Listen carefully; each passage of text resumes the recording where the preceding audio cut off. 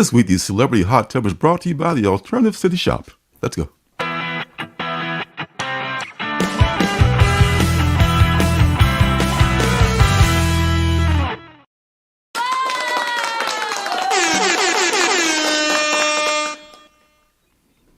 Should I get in the hot tub? Aye. We're going to make me sweat. Will it make me wet? Dude. From the golden age of SNL. 80s and 90s Eddie Murphy. That's my heart. Oh, right man. there, dude. That's my heart. Yeah. I love that man. Yeah, well, man, it was pre-Beverly Hills Cop and all that stuff, man. He's before he was a big star. Yeah. I miss him. I miss Eddie, man. I know. It was a different Eddie back then. How's it going, everybody? I'm Lorenzo. This is my Comic Son Circumstance. Thank you. One of my favorites. And every week we're here to do this little thing we do, the Wednesday New Comic Book live stream. And it is, as I mentioned before, as well as the Celebrity Hot Tub, brought to you by the Alternative City Shop.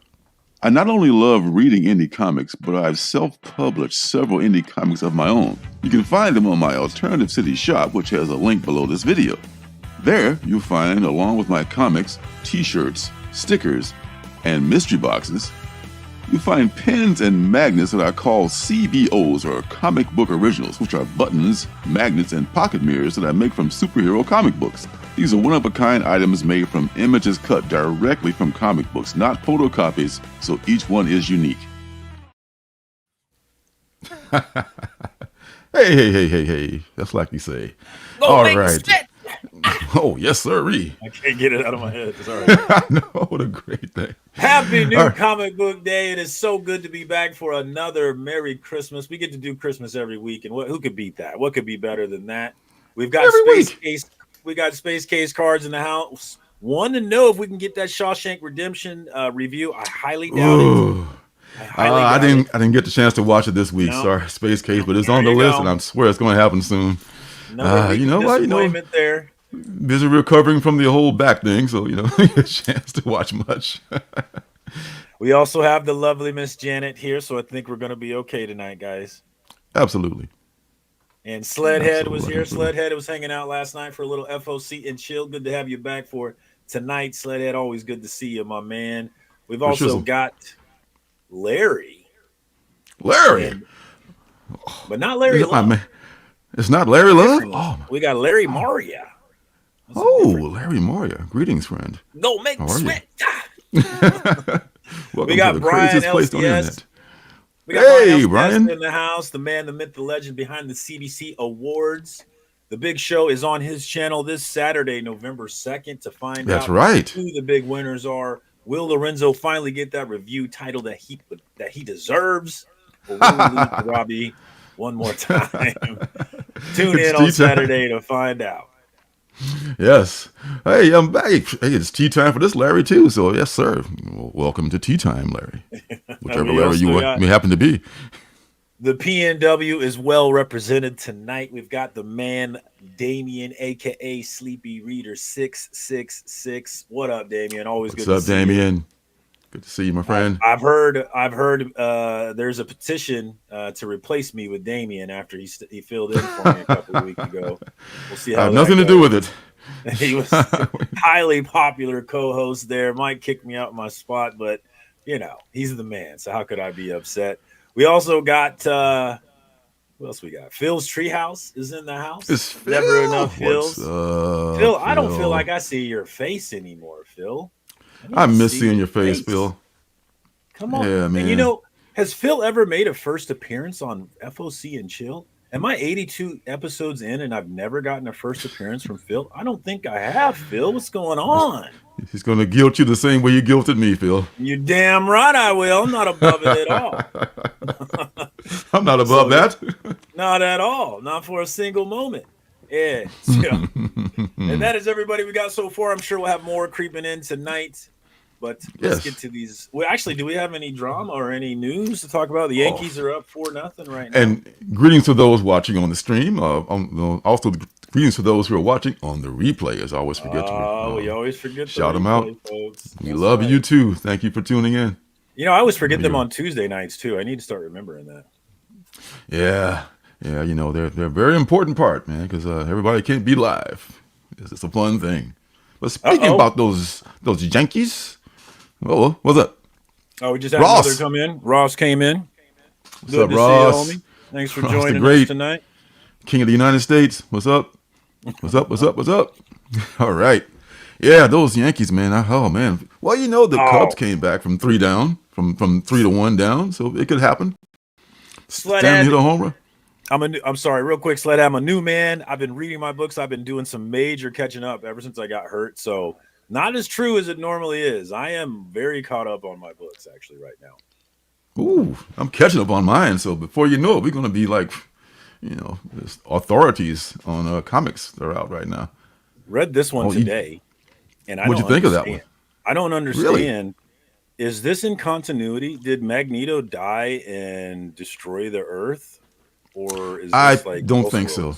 I think it's like it's like what do they call those what if kind of out of south side of Elseworlds. Art is great in this book, but I was like, dude, is this happening in continuity or what's going on here? It's pretty good. It's pretty damn good. I mean, I liked it. People are getting off left and right in that book, so it's not in continuity. Yeah. I was like, it definitely can't be in continuity. People are dying. No. Yeah, that's a good point. Oh yeah, but it's like, damn, it's like the movie Predator or something like that. The first one, I guess. But it's very nice. Imprint. Baseball is crazy momentum. Did he just make that up? I'm looking at it. I'm really looking at it. Does it say wishful thinking on here? Okay, my bad. Yeah. Baseball is crazy. Big Mo is a thing. I mean, it's not quantifiable, but momentum is a real thing when it comes to sports. I mean, you can't tell me otherwise. So I just wanted to go 7. I mean, I hope the Yankees, get back in it and take it to 7 games. But other than that, I have no to use a terrible phrase, dog in the fight.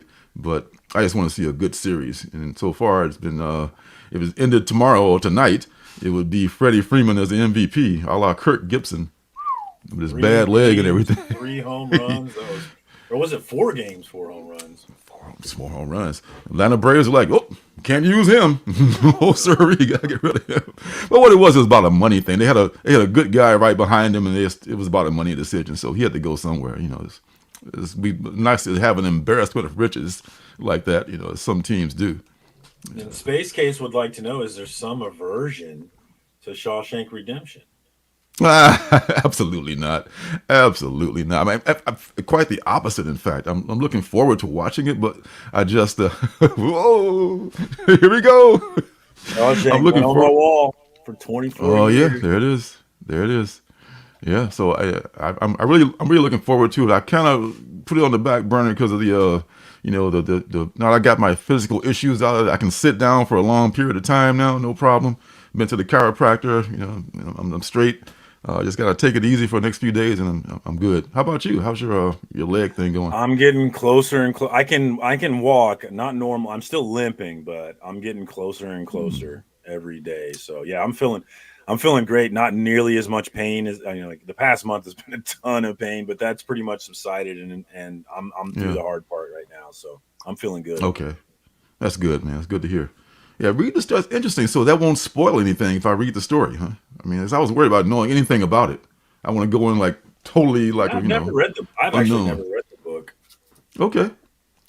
Well, maybe just maybe you means like Google the story or find out what it's based on or something like that, rather than like don't read the entire. Don't Google it. Okay, that would ruin it. Yeah. You're ruining it, Beavis. Oh, okay. You, the final scene. Whenever I'm depressed, I put that movie on and I watch the final scene, and it fixes it. It just fixes it. See, that makes me want to watch it even more when you say stuff like that too. So the final scene of that movie makes me so happy. I love it so much. Yeah. So Yankees, like I said, I think they're both great teams. Clearly, they're great franchises. But it looks like the Dodgers may have a wee bit more pitching than they're probably equal, as far as offense goes. But I think the Dodgers may have them a little bit beat out as far as pitching goes. So they probably have an edge. Plus the 3-1 lead, that might be the thing that edges them out. Yeah, they're fighting back though. They're winning tonight. They might push it to 3-2. So we got a ball game. We got a series if they push it to 3-2. I hope so, man. Oh, that'd be great. I love to do that. I want a good series. That's all I care about, you know. But God bless. Sure, we'll spoil it, but don't let the movie spoil the book. You think the book is better? That's what you're saying. I think. Okay. Yeah. All right. That's the case. It's rarely not true, if ever. Okay. I see. Oh, okay. Okay. I see. All right. Hey, D'Artagnan, how are you doing, sir? Good to see you. That's a question. Here. That's a question for the chat. Has there ever been a movie that was better than the book? I find that hard. Ooh, that is a question for a chat. Ooh, that is a question. I'm gonna have two questions. I'll have another question also for the chat. You get all blurry, man. What happened? My camera real quick. All right. We're gonna start having chat questions. Actually, funny you should bring that up. Has there ever been a movie better than the book? A book better than a movie? But we're gonna start having chat questions, which is this one, just for this week, because this is important. Yeah. I don't care who you vote for. I ain't here to. I'm here to try to get into the culture. Just do it. I'm not trying to tell you nothing. I'm just saying exercise your right. And it's your God-given right. People have fought and died for it. I'm going to say God-given, but it's your right as an American. And people have fought and died for it. So if you don't vote, who you're voting for. Yeah. That's right. If you don't vote, though, you got nothing to say. Whatever happens, well, I had a chance. I could have had a voice in it, but I chose not to. So, hey, I ain't mad at you either way, but go out and vote. Yeah, and we all focus on the national race. We focus on the presidential race, but those local races are actually far more important to your immediate life. They are. So if for no other reason, get out there and vote for your local officials, man. I know I'm going to. Because that's where the shit starts, local. Everything is local. Everything starts down low. So, yes, definitely do that. And speaking of sports, too. Sports, man, I got to get this off my chest. I mean, just for a minute. You're talking about just Chicago? For a damn minute. Dude, WTF. Come on, man. Come on, man. You know, if dude was not, I can't remember his name now. Tyreek, what's his nuts? I can't remember his name right. He's dead to me. If he wasn't a good, 29. We weren't short. Yeah, if we weren't short on defensive backs, and he wasn't a really great defensive back, that's like a fireable offense. You know, you just can't. Oh my God! Oh my God! That's just the worst. He's 24 years old. I can cut him some slack. He's a really good DB too. I mean, but sometimes you're so good, you just think you're the shit. You know, the game is over. Yeah. Hail Marys never work. That's because people do their fucking job. That's why Hail Marys don't work. If you don't do your job. Yeah. Oh, because he did so. For anybody who's not aware of what we're talking about, the Washington Commanders played the Chicago Bears. It got down to the end of the game, and the Bears were clearly going to win, if not for a Jaden Daniels Hail Mary. But Tyreek Stevens on the Chicago Bears, while they're running down the field, so the Washington Commanders receivers are running down the field, and Tyreek is celebrating with the crowd in the middle of the play. And he realizes that the play is going, turns around, runs over, but instead of guarding his man, he goes for the ball, tips it to the man that he was supposed to be guarding, and they lose the game on a spectacular Hail Mary. One of the craziest things you can see in sports. And I thought about Lorenzo immediately. Oh, the young man is definitely a beast. It's amazing. Nobody could catch him for 13. He's running like 50 yards in circles, and no bear could touch him. He's like running bad ribs. He's been getting those ribs tenderized all game. You know, his ribs are killing him, and it's just like. I'll be right back. My wife is calling. Shh, everybody quiet.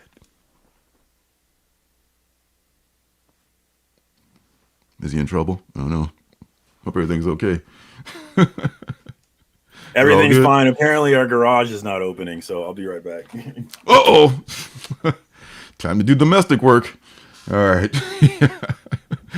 Lose to a, oh my God, man. You know, the Hail Mary is a thing, but you know, it's like, I don't know what to compare. There's no comparison in any other sport, I guess, you know, other than maybe like if you're losing in basketball and you're down like 2 points and there's 1 second left and you got to throw the ball the length of the court to try to make a basket. That's the only, and that's kind of a Hail Mary. These things are not set up to work because they're just difficult. And if everyone does their job, then it will not work. So it was just like a tough thing to swallow. I knew they were going to stick around because the Commanders just couldn't pull away. They couldn't put the game away. The Bears just like, okay, we're still here. We're still here. We're sucking, but we're not out of the game yet. And of course, that was just get that rookie card when it gets released in December. What is that, 80s guy? What card are you guys talking about? I love me some cards too. Hey, there's Hooked on Judo. What's happening? What's happening, buddy? Good to see you. We're talking about the embarrassing Bears loss that happened over the weekend. Oh, it looks like stuff is happening. Honey-do list. Oh, the honey-do list is priority. Trust me. You want peace in the house, you got to do the fucking honey-do list. That man's no fool. All right. Yeah, Groove. Looks like there is the update in the game. Spoilers. I'll watch the highlights later on, but it won't be so bad. Daniels. Daniels. It's probably so hard unless you've already ordered one, man. It's probably gonna be this shit is probably up there right now. The Daniels card. Hey, Wellbore, what's happening, buddy? Good to see you. Yeah, I was just man, I think I've got off my chest now. I think I've sufficiently ranted about that. I'm sure the non-sports people are bored to tears and their eyes are rolling back in their heads now. Like, okay, get on with it. What if I can get on with it already? So I think it's all I got to talk about. And the chat question, of course, is have you voted? Will you vote? But that's a purely voluntary question, and there's no pressure either way. We still love you, whether you voted or you didn't vote, but get out and vote. All right, so Mojo, what's happening? What's happening? Mojo's here. Wellbore's here. Man, we are just you're just proper right now. All right, so before we go though, we did get a few answers to my question. Yes, two votes for Fight Club, stating that the movie Fight Club was better than the book, and then we had another vote for The Godfather. Sleepy Reader came in with The Godfather, which I've never read that, but I believe it. And then Space Case also says Blade Runner, better movie than the book, as well as Slaughterhouse 5, which I'm not familiar with that one. So there you go. That's the answer to the question we got. Sorry I had to bail. We lost power in our garage apparently, but everything's fine. Oh, really? That's important. Is it raining out there? Yeah, we got storming. Yeah, oh yeah. That's Blade Runner. Okay, yeah, okay. See, being if there's not pictures in my book, I can't read it. So I'm one of those people like that. So not an intellectual like Damien here who reads actually books without pictures. That's crazy. There's no pictures in this book. What's wrong with it? All right. All right. So even the writer of Fight Club says the movie is better. Wow, I didn't know that. That's amazing. That's awesome. Yeah, Blade Runner was a classic too. I didn't vote maybe because oh, you're so lucky, Wellbore. You live in a sane country. Communist. Darn Canadians. Oh gosh. And Silence of the Lambs too. I mean, oh my, that must have been a very, very good. Oh, it's a very good adaptation. I see. Okay. Yeah, I didn't. What up, Juno? I didn't say hi to you. You would have gone when Juno checked in. Yeah. So yeah, that's all we got as far as the questions and all that jazz go, and sports and getting stuff off my chest. So it was a very light week for me. How about you, comic book wise? Light week for me. I didn't even go into the shop today. It was so light. So I'll probably go in on Friday. Yep. If I didn't have errands to run downtown, I probably wouldn't have gone out either. Plus, last week I didn't go in. So, I want to say shout out to the folks, Leaf and Frank down at Danger Room. I hope I can get one of those. You didn't get one yet? This is with Evil Ewing. Oh, that's right. You didn't go in. That's right. Evil Ewing is on the cover of this one. I'm missing issue 1. I somehow missed issue 1, so I need to go find it. But I want to collect all of these. I want all. Me too. I don't know if they'll be worth anything, but I just want to have them because I'm a fan of Chip. I just want to have all the ones. They're cool, man. I don't want it for they're not going to be worth anything. I just want undoubtedly. Cool. I know, but you never know. I got people talking about previews being worth stuff. So that's crazy. And this one has a really good question in it too. Has your favorite superhero been turned into a woman? You may be entitled to compensation. Are you experiencing any of the following? Disorientation. After years of telling people that you weren't attracted to Thor, a strong desire for nothing to change in comics because you need something to stay the same since Deborah left. I don't know who Deborah is, but God help you. Fatigue from insisting online that you're not a misogynist, but not really bringing this whole thing up in real life. If so, call now, 1-900-720-2666. And this is just one of the things he has in there. That's what makes Chip such a funny dude. And I love to see what Eve Ewing is talking about in here too, because he has a different creator in there every month. So pick that up. I like the Tynan one. Yeah, the Tynan one is nice too. I had to grab that one, baby.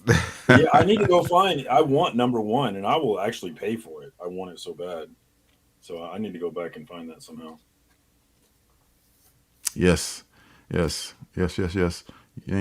Yankees looks like they might pull this one out unless the bullpen collapses. I wonder is my guy that used to be on the Cubs still on the Yankees, or they cut him? Agent Zero. The pitcher who's Stroman, Marcus Stroman. Yeah, used to be he was having kind of a rough season. Maybe he's hurt or something. He tends to get hurt late in the season. Maybe he's not still on the team. But a couple of ex-Cubs, Marcus Stroman, and of course Carlos Rodon with him also, who escaped the White Sox. Good for him. All right, so next thing I picked up. Oh, is he good? Good. The Heathens. This was like $2 at the Danger Room, I guess. Nobody bought it, and they got put into the in the cheap file. And this is a Cullen Bunn joint, and I love the art too. It's just by Sami Cavella. Sami Cavella has like a really great art in this book too. I'll just show one page from it, or a couple of pages from it. Very good looking thing. The colors. Yeah, the nice. Heathen. Yeah, the Heathen's the same artist on the cover as in the interior, which is not always the case. And this is one of Cullen's better books, maybe too. So it's a good thing. I know I've already dropped this, but I was talking about how much I love the cover anyway. Watch your hands. I get a shock absorber for this mic thing. This is Peach Momoko's Ultimate X-Men, number 8. Sorry. Number 8. So I'm just loving this, her style, and I don't know. There's not enough time for me to read all the books that I have, and it had to be a hard cut. Pure cover buy on this one. This is a Dan Panosian. I'm stacking Dan Panosian covers. I don't think I bought. This was the only copy they had in the store, so this is only for, this is not going to be graded or anything. But being kind of a fastidious comic collector as I am, there's a giant fingerprint. I mean, I swear I could fucking send this fingerprint to the FBI. They could identify who did it. Right in the middle above the shield. And I was just like, damn, man, this bugs me. I gotta get it. I love that Panosian cover. So, man, it will never be a 9/8. He's been having some great covers, Panosian. He has 1 in 25 Absolute Wonder Woman cover. Oh, yeah. I had to buy one. That's nice. And that I picked up the other day. I don't have it with me, but I picked up from my other shop the Nightwing, I think B or C cover, where he did that one too.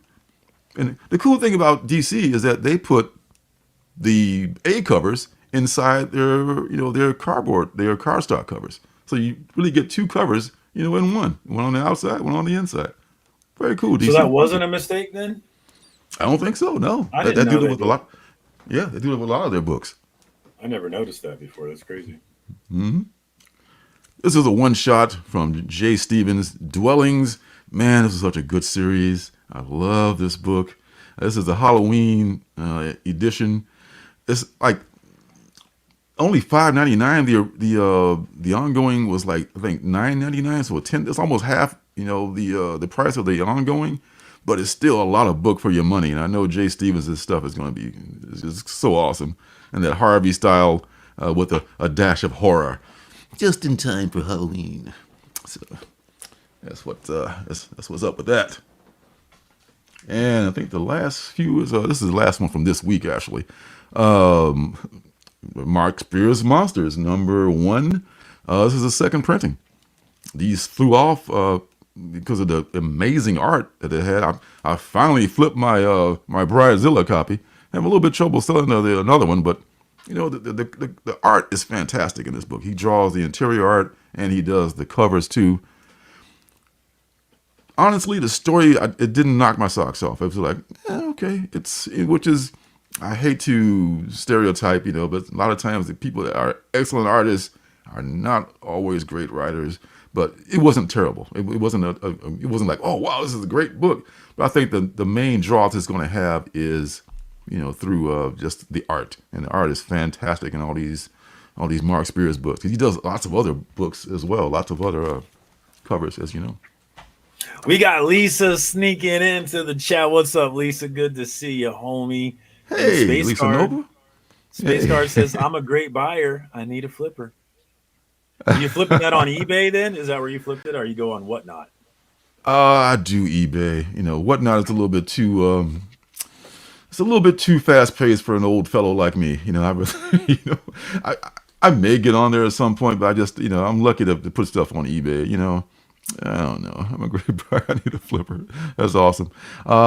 Yes. Lisa, like I said, she gets them for his art and collected his cards too. Yeah, he seemed like he's just a phenomenal artist. I mean, I would just frame these. I mean, I don't mind buying them going forward just because the art is just so fantastic. I buy covers for art anyway. There's like a $4 or $5 piece of art that you can grade or just read. This is like the fifth printing of Grommets #1. Just been stacking these until I'm able to catch up on it. Such a great book. Oh, you haven't read it yet? I'm caught up on this one. I've only read #2, up to #2. So I'm going to get the. I love this book. I posted it. We talked about it. We talked about it last night on FOC and Chill, and I actually made a clip of what we said on Instagram, so you can get a little short from it. But I am in love with this book, and I highly recommend it. Guys, get this book. It's a fun book, and the art is just magnifique. Absolutely. And the colors. Oh my God! Yeah, I think I think Dave Stewart may be the colorist, or maybe someone else is. Marino's the colorist. My bad. Yeah, but yeah, you would think Dave is one of the best in the business, but Marino does a great job on this with this art. It's a 1-2 punch along with their Remender, and Brian Posen are actually writing this thing. So, man, really good stuff. And our end of year best of show is coming up pretty soon. So this is definitely going to be, I bet, on both our lists. Wouldn't be surprised. Yeah, I love that book. It's absolutely on my list. Oh, I know it is. It's mine too. Going to be near the top. Spoiler. And this is the 7th printing? Fourth printing. Okay. 4th printing of #1. I want to say. Yeah. 4th printing of #1. Yeah. So I get those later printings. I always like them because this was like this may be the uncolored version, I think, of the A cover. Yeah, this is the uncolored version of the A cover, which is like shows all the. I love stuff like that. Behind the scenes, how the stuff looks beforehand. Excellent. Me too, Space Case. I love buying Something's Killing Children off the shelf. It's so much fun. I go ham on it. Like I think it's dumb to spec on modern comic books, but I spec on the stuff I love. I can't help it. No, CJ, this is not live. This is all an illusion. You're all dreaming this. Everyone, these are not the drawers you're looking for. Just ignore all this. What up, CJ? Welcome, sir. Sorry. I hope the Yankees can hang on. All you New Yorkers out there. Ooh, hot 10 book right here, folks. This is a hot 10. I saw you guys talking about it the other night. Yeah. Did you get it cheap? I got it for $6. Wow, it's a 1 in 10. So wow, 1 in 10, and it's going for like way more than that. And it's been sitting there for a while, I think, because it was on the shelf. Anyone could have had it. But like, oh, I will take this. Thank you very much. Yeah, that's a steal, dude. That's a $30 book right now. Yeah. I think this is kind of a Mrs. Robinson-esque kind of a cover. I know you're talking about like what's going on here. So I think I haven't read the book yet. I haven't read this particular issue yet, but I think he's probably, this is like an older woman or maybe someone's older sister or something like that. This doesn't happen in the book, actually. It doesn't? Well, it does. It actually does happen, but not with a white chick. So. Oh, really? Oh, spoiler. But it's a very evocative cover if you've seen The Graduate, or if you know the Mrs. Robinson. Them legs go all the way to the floor. All the way to the floor. Don't you know? Right here, Comic Journey. The Yankees haters, right here. Down with the evil empire. Where are they? They are everywhere. Yankees and Dodgers haters, Lakers haters, all over. But you know what that means? That means they've been pretty damn successful. Everybody hates that they've been beating their teams up. So I'm sure he feeds off the tears of the haters. I know CJ at all. And I'm thinking, I do know that much about him. Come on, Lisa. Come on, unsubscribe. You guys beat us. Bitter. I remain bitter. Party of one. Oh gosh. Yeah, I mean, they knocked out the Royals? Is that who knocked? Oh, it had to have been, because they moved on. Oh, that's right. They knocked out everybody. The ending. I thought the Guardians were going to had a chance. Man, they were the best record. Truly, fuck you, CJ. Never want to twist a knife, this fellow. Never, ever, whatsoever. All right, so that's all I've got. That's all I've got. I forgot to make the thing bigger. Make it bigger. You guys get the idea. Imagine those books bigger in your mind. So what do you got for what's good? No books for me for what's good. What did I do last week? Did I do Dark Knights of Steel? I mean, I could do Grommets again. I think you did. I think you did do Dark Knights of Steel last week, yeah. I could do Grommets again. I don't want to spoil anything for you, but Grommets is my pick. Okay. I won't go on about it, but it's based in the 80s, so there's the fun of seeing 80s culture again, which is so vastly different from now. And they show you in so many ways. Like in the first issue, he's riding in the car with his dad, and he pulls up to this shop and orders a tall boy and starts drinking it in the car while he's driving his son. You can't do that anymore. But back then, completely good parenting, is what I call that. Anything, yeah. But so there's you get to see the differences in cultures between now and then, but also it's just the teenage angst kind of stuff that you can identify with, getting excited about girls, which I've been having fun living vicariously through these boys, getting excited about the girls and stuff, and just all that stuff. I love this book. I love the art. I love the writing, and I cannot recommend it enough, guys. Go get you some grommets, but I won't go on and on about it because I've actually done grommets before. You've done grommets? Yeah, that was my best good before. Don't do grommets. No, just kidding.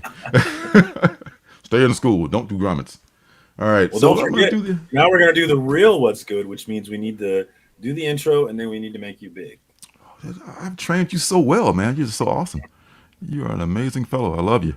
All right. So here we go, folks. What's good's coming up, and this is how it works.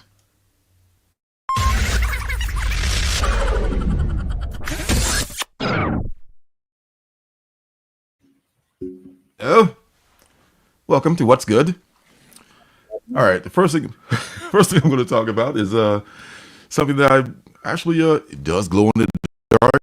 I proved it. I put it on Instagram. This looks so great. Cool in the dark, doesn't it? Oh man, the Batman. Have you read this at all? Did you pick it up? I did pick it up. I have not read it yet, though. Yeah, it's not bad. It's not bad. It's Batman, of course, is a man of science.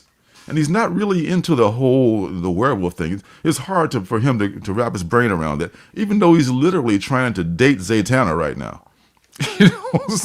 So, dude, you're dating or trying to date a woman who's like into magic and stuff that's not scientific, but yet you refuse to believe that a werewolf could exist. So I'll allow it because it makes a good story. Makes sense. To some degree. I mean, you've literally seen her conjure things up in front of your life in your eyes, and so you know that in the comics it's a real thing.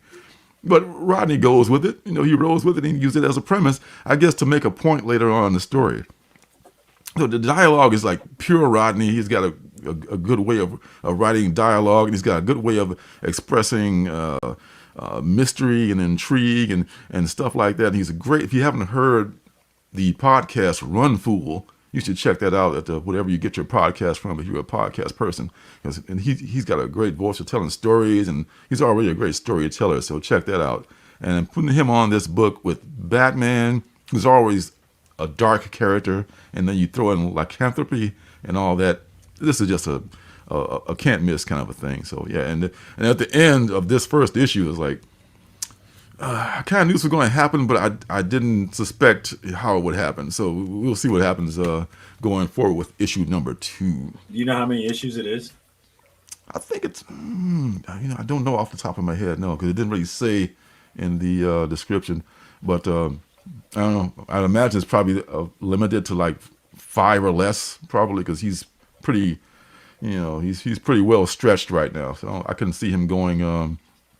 I can see him and not going super long on this. To see these guys, you're not a Yankee fan. You just keep it up on it, huh? So Bases do you like loaded, no outs, shoot errors? Oh, you just cannot give a good team an opening. You just cannot do that. And man, you gotta be kidding me. You gotta be kidding me. And this guy is up. Okay, God help you. Okay, all right. You got the man himself up. Just this phenom. Next book, and what's good is one I've been harping about more than you've been harping about grommets. Is Tin Can Society. So I also think Tin Can Society is getting enough. Man, people don't know anything about this book, and it's such a really, really good book. It's written by Peter Warren, which I'm not really familiar with their work beforehand. And I think Francesco Mobili is also the artist on here. This is the story of as I mentioned before, of a superhero who was murdered, and his best friends investigate the case and try to get to the bottom of it. It turns out one of his best friends, they used to kind of kick it, and they're revealing a little bit more about their intimacy and how they used to, knock boots and stuff like that. So it's getting a little more personal. I mean, learning more about all the characters and all the suspects. Really well written. It just flies by. It's such a fast, good read. The Tin Can Society. You got me thinking about getting into this one. You need to, man. You really need to. I think this is so well done. Oh, it looks like Sled has an update for me. 4 issues. Yeah, good. 4 issues, yep. We like that. A nice short and sweet series. Get in, get out. That's the wheelhouse. That's the wheelhouse for me right there. 4 issues. 3 to 5. 3 to 5. It sounds like a terrible sentence, but he's doing 3 to 5. Ohtani strikes out. Jeez. No one's perfect. Who's pitching? Who's going tonight? Starter's definitely not still going. Oh, really? Yeah. I lie. Popeye. I think Willie Sabri was saying he didn't care much for this because they kind of made Popeye into a superhero. I can totally see that. Isn't he already kind of a superhero when he takes spinach, though? Technically, I guess you could say that. I guess, yeah, because he goes, you have to remember, if anyone's ever seen any of you young folks out there, you've probably maybe never seen Popeye. Because the guy that's writing this is a pretty young dude, and he's writing and drawing this. So I don't know if he just saw a Popeye cartoon, or if he's a big fan of Popeye, and he thought, like, this thing is crazy. I can make this into I don't know if it's in the public domain or anything, but I can make this to my own thing. And it turns into this whole story about how his eye got, and I didn't even know that he was missing an eye. I thought he just squinted. I thought it's like, I guess he's missing an eye or something. I thought he just squinted too.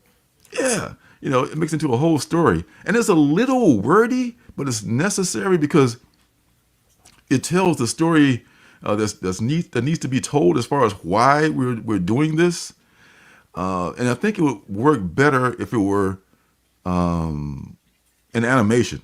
Because if it were animation, you wouldn't notice the wordiness, and it would fit right in with it. But the problem that really bugs me with the wordiness of it, so I mean, 'cause I read Tom King, so I'm very familiar with wordiness. The fact that they didn't. I'm sorry. Go ahead. No, I'm just saying that they. Just an example, real quick, of how the balloons look and then some of the wordy parts. Oh, here we go. Perfect example. On this page right here with Wimpy, you can see a whole lot of squinty words and very tiny print. Yeah, that's so they can fit it all in. Yeah, I think there was a calculation. Sometimes you miscalculate as far as how many words will fit into a frame, and you look at it, in the full size, the 11 by 17. Then you shrink it down. It's like, that's kind of hard to read, even if you got good eyesight, which some of us are not that great with eyesight. I don't know about you, but I think the second issue got that corrected, and that's the case. Then this is probably a pretty good read. I mean, I see Willie's point, but I think Popeye is a very fantastical. It's a cartoon. I mean, you punches like a fish, and it turns to a whole bunch of cans of sardines. So it's a fantastical kind of a thing. So you got to go with that. So it's not really a superhero thing. It's kind of like a fantasy thing, and it's kind of funny too. It's just, he writes it like you think he's an older guy. It's like he must have done a lot of research on Popeye to, actually know how the pacing of this book should, because anybody could take it and ruin it, but he didn't do that. He did a very good job on this. So shout out to Mr. Williams. His name is Marcus Williams, Story and Art, and he did everything except color it, and that's pretty much it. I like Popeye. I've heard some people talk about this, and I think it's worth a read if you're open to it. 80s guy is ahead of me. I'm switching to my antenna. Freddie Freeman with the base knot, 5'3". Are you guys betting on sports again? No. Actually, I do have a bet on it. Just a small. Just a small bet. That's awesome. Yeah, absolutely, man. I mean, that's the way it is. You got to devote some time to a Tom King book. I mean, good thing I love Everlasting, as well as Helena Windhorn. Those are two good things. Helena Windhorn, yeah, that one's fun. With that Evelyn Billsley or something? Close enough. Bilkis Evely. Yeah, I love her art. You think I'm the one that's dyslexic? Again, never stopped. Yeah, this Wonder Woman, Ultimate, I should say Ultimate, Absolute, which is the answer to the Ultimate Universe. Absolute Wonder Woman. You must have picked this up. Please tell me you picked this one up. You got to pick it up. I got that Jeff the Kyle B cover too, which is yeah. I think I got that coming from TFAW at some point. So yeah, I got. Luckily, they pulled this one for me. I got this one from. I got a couple of copies of this one, and I think this one's going up to like $10. So it's 10 or more 20. It's already going for 20. I think. Yeah. The absolute hype is real. Absolute Superman is coming out next, so it's too late to FOC order it, but you might try and order it if you're feeling any FOMO. Get ahead of the ball here. Yeah, I mean, if it hits 50, I might have to let one of these go. I don't know, but right now, I'll sell mine immediately if it's 50. Yes, because it's probably peaked out. I'm sure it's a huge print run, so sell it, buy it back later. Yep. You know it. So this, if you haven't read it, I won't spoil it too much, but just the general idea is that Diana is not, and she's not the Amazon that we know, but she is an Amazon. But I think it was Apollo had landed on this island, which is Hell. Hell is an island, and Hell is not for children, as Pat Benatar would say. But Hell is an island where people are exiled to. It's not a place deep down the core of the earth or in some weird place like in the Sandman. It's an island where people are exiled to, and Apollo comes there, and Circe is already there. She's been already damned to hell, and says, "You know what? Here's your kid. Here's a kid who's the last of the Amazons, and you know what? The word Amazon will never be spake again. Therefore, I have spoken, and I am Apollo, and I'm going back up to heaven." And you raise that kid. Rather than kill the kid, he brought her to the island of Hell to be raised by a woman who's already damned there. And she raises the kid. And she does a great job. But she discovers early on that Diana is pretty special, because she was kind of let a snake eat her in the beginning. Like, I don't even want this baby. I'm already living in hell. I'm going to raise a baby. And the snake comes around and tries to eat her. And he's like, she takes care of the snake. Like, ooh, okay. The kid's got chops. And she grows up, and it's just like a thing that's happening with she's exposed, or she goes into the world riding her mystical horse, which is like really a skeleton, which is pretty cool actually. And she's kind of witchy, it's a very witchy Wonder Woman. But that's not too much of a, What do you mean, like magic or? Kind of magical, yeah. She uses magic as well as her super strength and her skill as a fighter.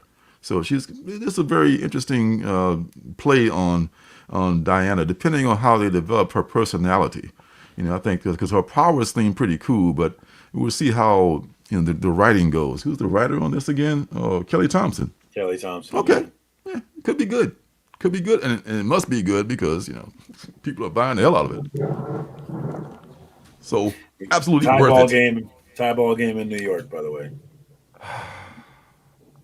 2-out rally. In the top of the fifth, they tied the game. You just cannot allow a good team to come back. You can't give them 4 outs. I mean, at the risk of spouting, cliches. Hey, Mr. Joe, how are you, Pocan Joe? Joe, that's my homie right there. Good to see you, Joe. Always good to see you, my man. Absolutely. Raising wasn't that great? Raising Diana in Hell, the way they did that, you have to see it for yourself in the book. I'm not going to spoil it or anything. You can't really spoil it because you can't. I don't have the pictures with me right now. But the way that they illustrated that was really cool. The way you did that. Oh, really? 3 errors, folks? 3? Yeah, Yankees are blowing it. And Cole, their starter pitching. I was wrong. Cole is pitching. Their starter's still out there. Oh, Garrett Cole. That's the ace. He's the ace enough. In that case, they might be, as the French say, fucked. I hate to say. Who was it? The guy that was in A Fish Called Wanda. Kevin Kline, I think. He was telling this story on a late night talk show once. He was saying he was doing a movie, him and some other actors, I forget, and they were doing it with a French director, right? And he was very careful how he said this. This is on network television, right? So he had to be very careful how he chose his words. And the French director was having a hard time being understood by these American actors. Melanie Griffin, I think, was the woman. And the director made this comment: "First, the camera will fuck us, and then we will shit." And it was it's just like, and they all like snickered like a bunch of Americans. Like, this guy is so funny with his funny accent. Anywho, oh yeah, one more, and that one is probably one of my favorite ones going on right now. Is the power fantasy. This was one of the best issues. Someone mentioned last week that they finally got down to some action, and it showed a lot of good. They're fleshing out the characters now. I mean, it's not it's bang, pow, zap kind of fight kind of action going on here. It's a lot of cerebral stuff going on in this book. They're fleshing out the atomics, the people that rule the world, so to speak. There's only a handful of people who have the power of a nuclear weapon that rule the world, that pretty much have the fate of the world in their hands, and they can do whatever they want to anybody anytime they feel like it. And one of them is this angel named Valentina. Valentina might be my favorite character. Of course, Entian is good too. He's the intellectual dude that controls them all. He has no physical powers at all. I mean, his thing is he can kill people with his mind. He can kill not the atomics, but like normal people. He can just like make your fucking brain explode. Like, gotcha. And he can like Jedi mind trick someone. Like he goes to the counter at the airport. I'm taking a trip to England. You're going to England. Here's your ticket. He just like controls everybody. You just like make them do whatever the hell he wants. So we've already fleshed him out, and we see how bad he is. This is how bad as in good. And Valentina is really an angel. I mean, she's kind of naive. She landed on Earth. She actually sprang from a woman's womb as a baby, completely sentient and powerful.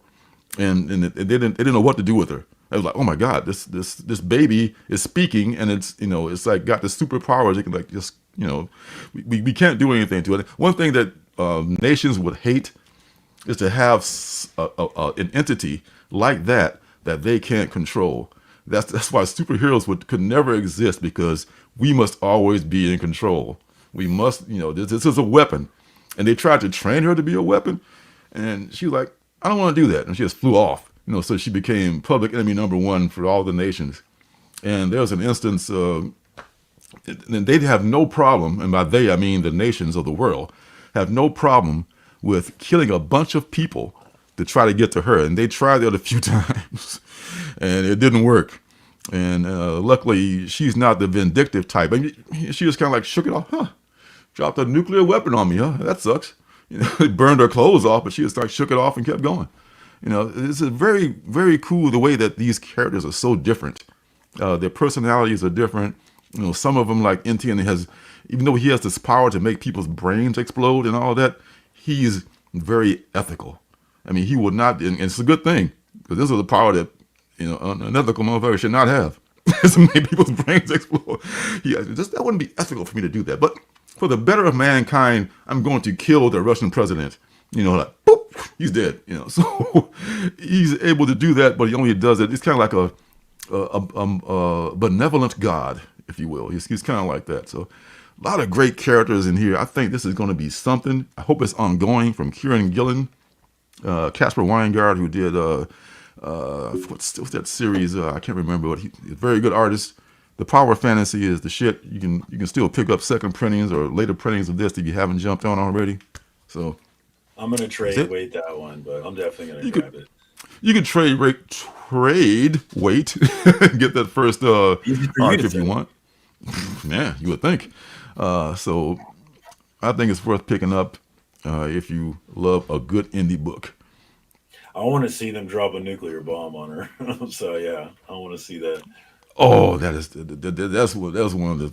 I don't want to. Oh, I hate to spoil anything about it because it's such. And that was a scene that's like, wow, I can't believe that happened. But within the story, it works very well. Like Leah the Knife. Yeah, so many good characters, man. I mean, and they haven't even fleshed them all out. There's this artist. I forget her name, but she's like a Japanese artist. She's one of the nuclear family too. She doesn't really want to fight. She just wants to make art, but you don't want to piss her off. So she I will fight, but I prefer to just make my art. It's so many. I'm sure they're going to have issues that focus on all the characters and build them up. But there we go. That's all I got, and that's your what's good for this evening, folks. Kind of a long one, but. You sold Power Fantasy. I'm sold. You've been talking about it for a while, but you finally sold me on it. Hey, I'm working you. I'm working you like a used car salesman. All right, so let's see what's happening next week. Next week, where are we here? Oh, scroll back up. Next week, maybe a little bit, I think this is going to be the first week of the month, so it's probably going to be a little bit heavier. And Batman, of course, the number one ordered book. And you and JP were talking about, I think someone mentioned, maybe it was JP that mentioned that there's some other things coming in Batman pretty soon where they're going to, that made me think about not dropping the book too. I know you were thinking about dropping it and maybe getting Jim Lee and whoever the writer was, I can't remember now. Or doing another Hush story. That's it. Yeah, Jim Lee doing another sequel to Hush. So you know the writer? I'm blanking on the writer. Jeff Loeb. Jeff Loeb, yeah. Mm-hmm. Jeff Loeb and Jim Lee, yeah, because he did the also the Long Halloween with Tim Sale. So it's Loeb and Lee together again. I'm surprised this first appearance, not first appearance, but the first Jim Lee on a Batman is not a bigger deal, and that book is not worth more. I mean, yeah, it's only like a $10 book. It's a $10 book. Yeah, you get that book $10 all day, but I guess its time hasn't come yet, and maybe it was a pretty generous print run, most likely as well. So that's why the second print or the third print that's actually worth the money. Bingo, yeah, that second print is worth it. But how long has it been? Plays a big role. How long has it been since we had Jim Lee on interiors? I mean, so that's going to be interesting. Yes, isn't he the president now? Is he the president of DC or like he's high? He's up. One of the guys calling shots. He's very high up. Yeah, if he's not a president, he's like a big man. He's done his time. He's done since he escaped Marvel. Oh God, I'm reading again. I'm reading more and more. I've read this book before, but the what's this book called? The the Marvel Universe, the real story. And God, man, the more I hear about that, Marvel sucks, man. I mean, I love the characters. Of course, those characters are timeless. And the artists who work on them are very good, many of them, and the top writers and artists, because they have the money to pay them. But everyone who's owned that company has been a dick. Everyone who's owned it, and many of the people who run it, just they don't give a damn about comic books. Okay, Jim Lee is president, publisher, and chief creative officer. So he's up there. I mean, I don't know how you can get higher than that. Because unless you you just own it, unless you're Mr. Warner Brothers or something. So yeah, that man taking time to. I guess the time is he can delegate work, so he can just do whatever he wants. You know, like I'm going to write Batman for a minute. You know, cover this. You know, so yeah. But anyway, I don't want to get too much into it. But man, Marvel. Oh God. People always leave Marvel and go to DC. Everybody, they only come back to Marvel. They offer them a bunch of money after they have success at DC. So, yeah, I totally get why DC people hate Marvel. You know, I mean, but not for the characters, the legacy characters, I would too. Let's see, Absolute Superman. Take a look at this one.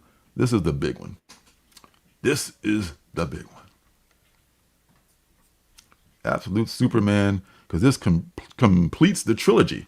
There's going to be, of course, Aquaman and Flash coming too, Green Lantern, Martian Manhunter even.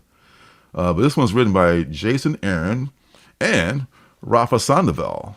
Rafa Sandoval is the artist, excuse me. And it's a new take on the Son of Krypton. Without the fortress, without the family, without a home. What's left for the absolute Man of Steel? Man, without a well-fitting shirt, looks like too. I don't know. It looks kind of weird the way he's got his costume is kind of obscured in the darkness there. But okay, I'm absolutely picking this up. I know that's right. What else we got? I bought multiple covers. I kind of went overboard on this one. Did you? Yeah, I didn't. I think I didn't at first, but I think I'm going to be collecting the Wes Craig covers for everybody. I think I've got one for the first two. I'll probably get this one too because I'm kind of digging the Wes Craig covers. So Baggerman told me that Jason Aaron is from Kansas. Superman is from Kansas, and this is the first time that we've had a Kansan writer on Superman. So Ad Astra per Aspera, shout out to Kansas, greatest state in the union. You heard it here first. Greatest state in the union, God's country, as he says. All right, then.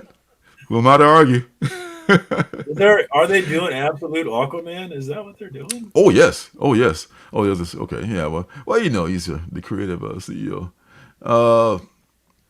Maybe not absolutely, but maybe somebody will buy Absolute. Well, they'll find out. That's for sure. I don't know, man. No, there's no Absolute Aquaman. You had me really believing that. There will, yeah. I think I could be wrong. I think Flash, Aquaman, and Green Lantern and Martian Manhunter are in line to become Absolute. Sledhead, if they take that away from us, we riot. I don't think they will. We all riot. I think you're safe. I think you're safe for this week. What's the other good cover for this? Jim Lee's got another cover. Because he's going to do one because, he's the president and CEO and publisher and all that jazz. I like his, is that a bit of a reference, except for the S, which I think is pretty cool too.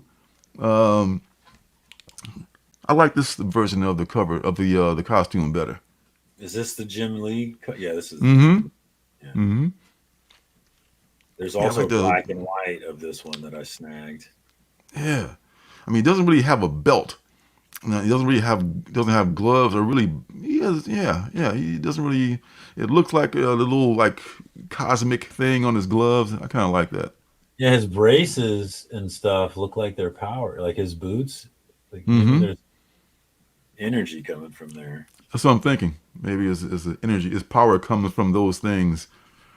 That'd be very cool. Of course, the obligatory big S.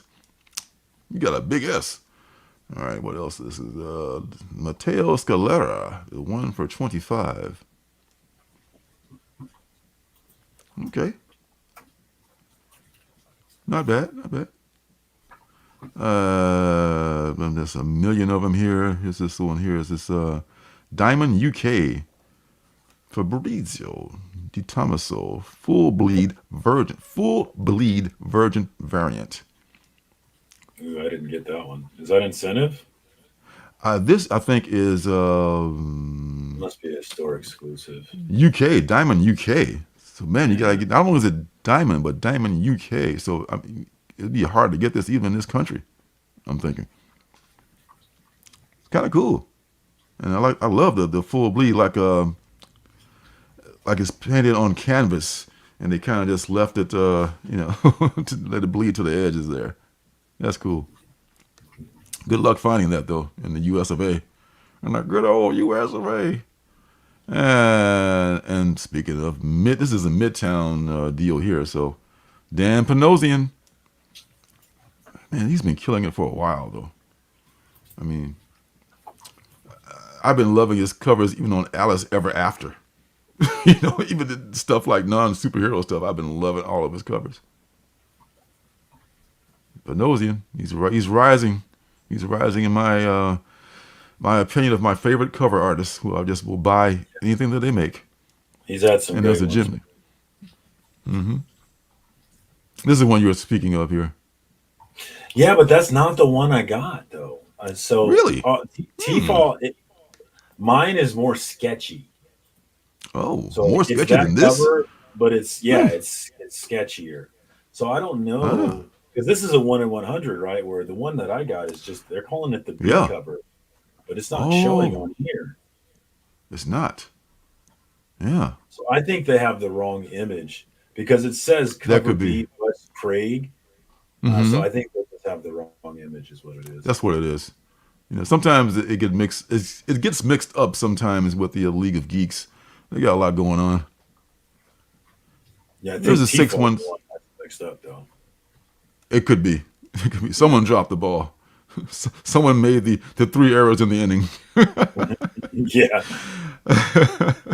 Take it from me. That's no fun. I've done that. Dude, can you catch the ball? Sometimes. No. Tyler Kirkham, the last one we're going to look at here. This is another one of my favorite. We got to look at the Scotty. We got to look at the Scotty too. Oh, yeah, the Scotty. Of course, the Scotty. Tyler Kirkham. This is the 616. The 616. That's I love Tyler Kirkham covers, man. Mm-hmm. Love him. All right, where's Scotty? Oh, look at that. From his website? Oh, yep. Web store exclusive. Scotty Young. Yeah. I kind of want how he rolls now. I wanna. It was probably run you about 25, right? Thereabouts. That's a good question. Let's find out. Give or take, more or less.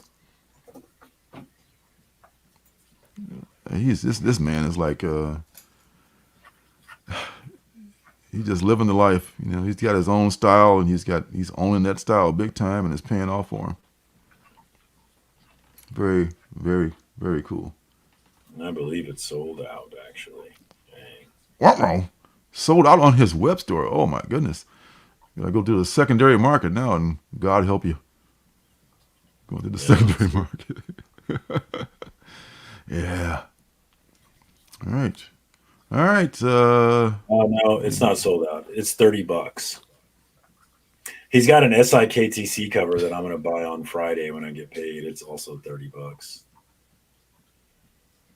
Oh, Lisa says she's got second print decal. Yeah, it's the B cover. It's the B cover first print, but it's foil. Yeah. Yeah, I've not seen this. I have to see this second print. Wonder Woman. Absolute Wonder Woman. Ooh, nice. The cow's been killing it. Yeah. Oh man, he's since the pages of remember Hit Me. I said, this guy's decal has got something going on. He looks kind of like Raza a bit. He's and he's been killing it since. Man, I haven't seen Raza. Raza ain't been around. Nah, it's kind of like with movie stars. They go through a period where you see them all the time. Suddenly they disappear, and someone else you see all the time. It's probably that they're not featuring them as much now. Maybe they're finding work outside the arena of comics or something like that, or they're just busy. But I still see some of their stuff though, not that much. You're right.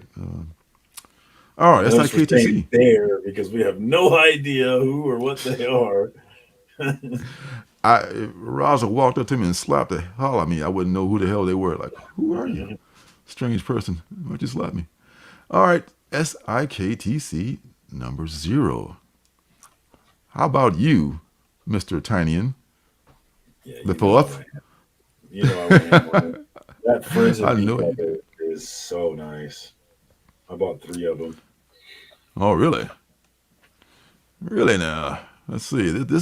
I guess this is going to, this is the original team, the same team that does doing the series for the last 5 years.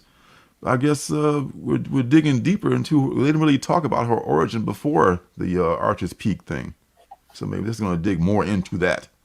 I'm excited for this. Justin Birch Letterer, who is one of the comic book YouTube homies, he mentioned that he can't wait for us to read this. And so he's got me even more excited than I normally would be. Really? Yeah. He said he can't wait for us to read this. He's already read it. He's the letterer. Yeah. Oh, well, of course. Yeah, of course. I know that. Of course he's read it. He literally wrote it. He put the words into it. He didn't make them up, but he put them in. So he definitely saw it. Okay. This is the Jenny cover. This is just a plain old B. Love it. Love it. Took 3 of them, and I'll buy another one from my shop when I get there. Yep. I don't know what, man. She is just so amazing. You follow her Instagram. She's got a really cool Instagram too. Her and her pups and her husband and everything. Her process. Pretty. She's really pretty. She's so pretty. Yeah, and she's so freaking talented too, and that's amazing. What else we got? A plain old black cover, and this is Chris Bacalo or Chris Butchalo. How do you pronounce that? I forget. Wow. This one is the Frizen and this cover are surprisingly not sold out on Tfal, and I'm very surprised by that. I'm surprised that I didn't pre-order this. Did I not pre-order this? If I did, I meant to. If I didn't, I meant to. Wow. Because you have to even look at it for a second to see what's going on. That's very cool. Well, Chris Bacalo, man, job well done. I'm a sucker for this shit, though. Sucker. Speaking of that man, Jeff DeCall, he's doing the 1 for 25 for this one.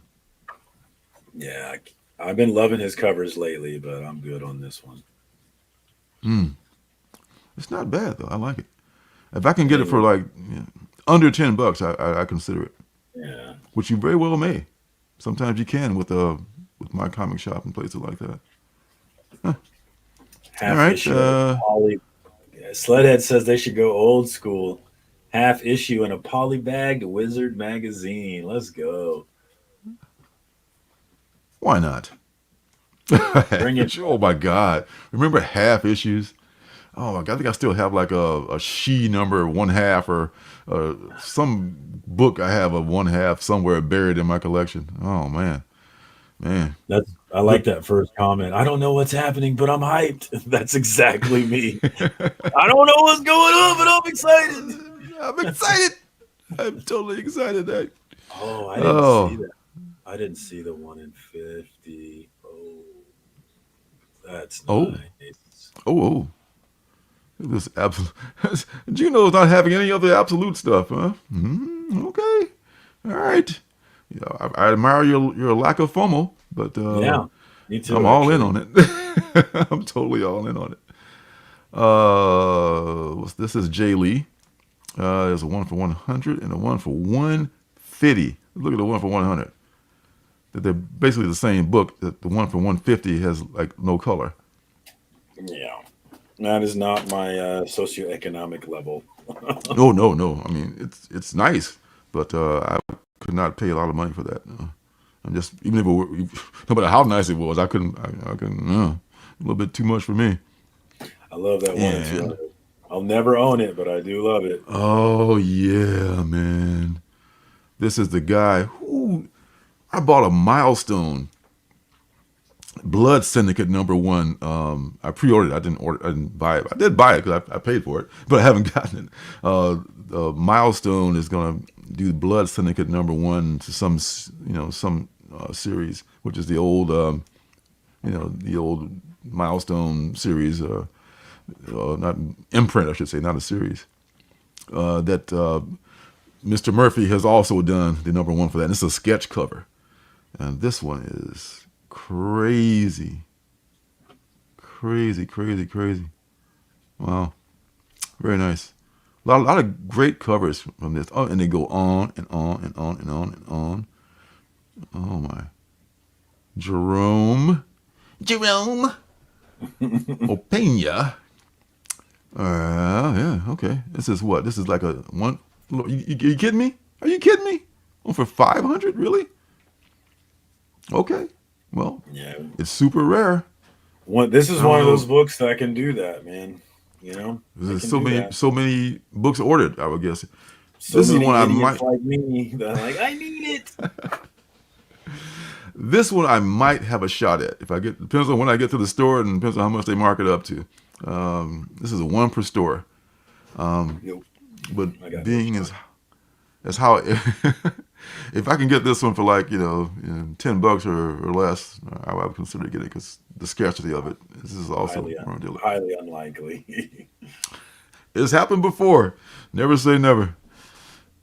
All right, so look out for that, folks.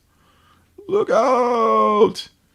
All right, what else we got here? Your Green Arrows, your Avengers, your Poison Ivies, your Aliens and Avengers. Oh, here we go. Batgirl. I remember the first it's like Cass Kane coming back to having her own Batgirl series. That'd be awesome. I remember her first solo series. I have the first 10 issues of that. And it was my introduction to Cass Kane. I thought she was the coolest Batgirl, but she wasn't illiterate. She was she was illiterate. She was verbal, but she couldn't read, and she hated like words because she was raised by that criminal Kane, and he only trained her to be a killing machine. He didn't train her to be a thinker. And that was a really good series. It's like 20 years ago now for that series.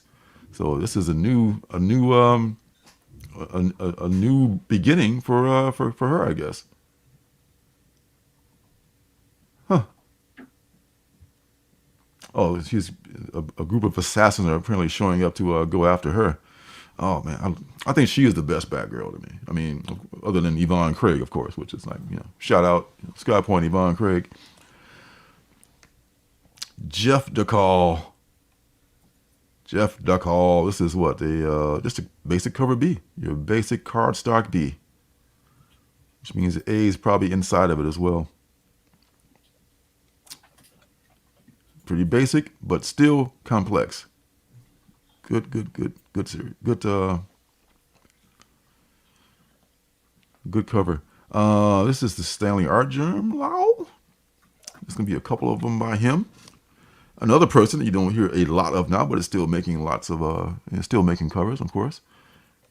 This is a good one. I like that one too. It's Open Order, cover C. And what is it? Of course, foil. It's the same thing, only foil. Imagine it in a foil. Yeah, I don't know if I pre-ordered this or not, but I'll probably just pick up one just to help to represent with Cass, because I do love anything that she's in. She was one of my favorite characters in the Batgirls series too that is no longer running. I'm thinking. Yeah, this is who's this again? Skylar Patridge. Skylar Patridge is 1 for 25. Patridge. I have no idea. I just made that up. I couldn't argue with you because it may be correct. That is correct, sir. Yes. I have not read yet, but I am pulling the X Factor because Mark Russell is writing it, and I'm a big fan of Mark Russell. X Factor, is it coming out next week? Or is it already out? Yeah, X Factor 4 is right there after Batgirl. Is it? X-Force. X Factor after Batgirl. There's so many X books, man. I just kind of like, my eyes glaze over when I see all these X's. I have not. I accidentally I missed issues 2 and 3, and I just found them last week. So I have not read the first 3 issues yet. I plan to do that very soon because I'm currently catching up on everything. But I love Mark Russell, so I had to give this one a go. Oh, that's why Mark Russell. Okay, all right. Yeah, he wrote Hey, Bobby, which was my favorite book when it came out. I loved that book, and I think Not All Robots might be prophetic. It might be our future. Yeah, you saw Elon walk out with his robots, right? And everybody was like, "Oh, that's so cool." But I was like, "Oh man, we are so fucked." I do my best to ignore everything Elon does because he's such a dipshit.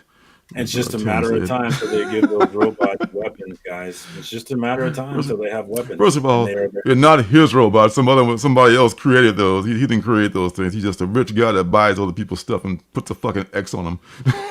That's all he does. But yeah, you're right about that. They are arming the robots. And the one that really scares me is that dog robot that you've seen that with it, like an outrun a fucking gazelle, and it's built like a tank. Yeah, good luck with that. Here's your crowd control right here. I truly believe these robots will be our oppressors in the future. I 100% believe that. They're 100% loyal. You don't have to pay them, and they love the two things that they fucking love: loyalty. And they won't have any moral issues with killing innocent people. No, absolutely not. Let's vote, people. Vote. I keep saying. Again, I implore you. What is that George Orwell quote about the future? Imagine a boot on the neck of a human being. That's not the exact quote, but a boot on the neck of a human forever. Forever, ever. That is some of these billionaires' wet dream, unfortunately. They would love to have that happen because, more money for them. All they care about is money, period, full stop. They don't care about people at all, even though they're literally bathing in money as it is, but they want more. To get it correct, which I need to memorize this, if you want a picture of the future, imagine a boot stamping on a human face forever. Good times. All right, challenge a robot to a dance-off. Yeah, if only it were just that fun. You're like, hey, look, it can make margaritas for you too. Hey, welcome. Oh gosh, I know. I had to get back an extra hour of sleep this week. Oh, is it fall backwards? I hate fall backwards. Oh, Jen and I detest the whole fall backwards thing, man. Because who does that actually help? Farmers, my ass. Farmers get up, they don't give a damn if it's completely dark outside. They don't need that extra hour that's just BS. Somebody is profiting from that whole fall back thing, and that's why it hasn't been changed. It's just so outdated. So yesterday. The one night a year is good, Phil, because that's the one night you get an extra hour of sleep. After that, it's all downhill. Yeah. For full Wally. Oh man, what's up, Waterbug? It's gonna you pray for Wally. Oh, Wally would be the nice thing. Oh God, they're gonna be more like one of those other horror movies where I forget the one where the whole planet is being taken over. Oh, every horror movie ever. That's what that one was. What have I done to Lorenzo? Oh, I was already that bad, Phil. You didn't do anything. Bobby D, what's happening? All right.